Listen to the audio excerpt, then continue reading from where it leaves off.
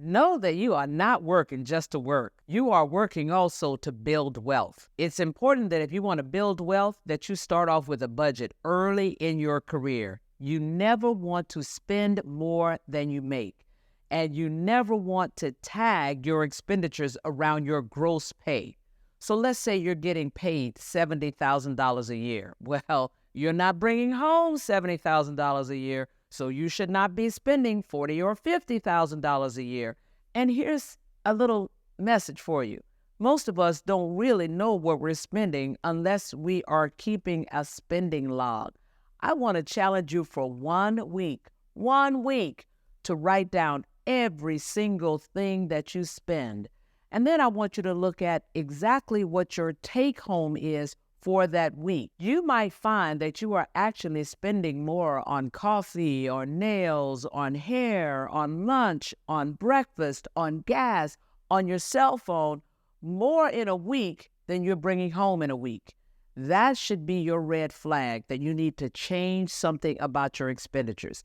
And the reason that I am telling you to do it by the week is because you want to get that specific around your expenditures so that now you can understand how much you can afford to save. You know, the rule of thumb is that you want at least 6 months of expenditures in the bank at all times. Now, this is not about your wealth. This is about covering you in case something happens where you're laid off or you're furloughed, and you want to be able to live the same way that you've been living, especially around your cell phone and your rent and your electricity and your transportation.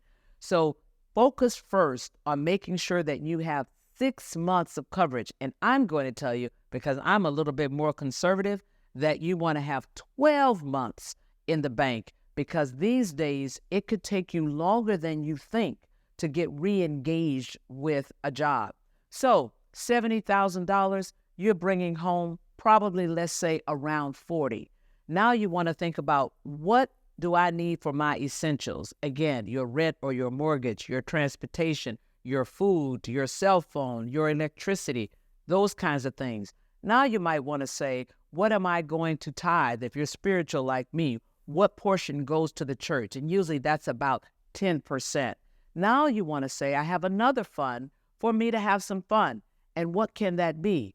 Newsflash, if you have no margin, i.e. every single thing you make is now going to those essentials, unfortunately, you don't have money to go to the concert. You don't have money to go to the movies. You don't have money to treat your friends for drinks or go out 3 or 4 times a week to treat yourself to dinner. So in those cases, now you say, maybe I need to get a job that's paying me more money. Maybe I need to get a second job.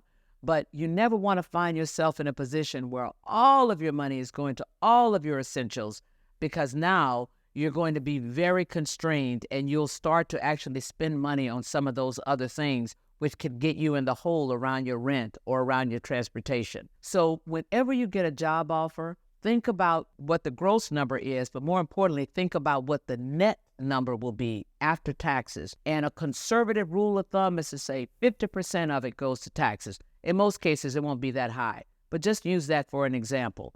And now with what you have left, now you start to ask yourself, can I pay the rent? Can I pay the transportation? Can I pay the cell phone, et cetera, et cetera?